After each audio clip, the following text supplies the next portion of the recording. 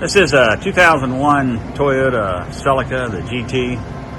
Little 4-cylinder engine. We just did a axle back exhaust system out to 4-inch burnt stainless steel tip. Gives a nice little finished off look in the back. Had to do the muffler a little different here. Did a Magnapack muffler. Originally goes in there sideways. Just had to do a little engineering to make it work. It's pretty much stock up front.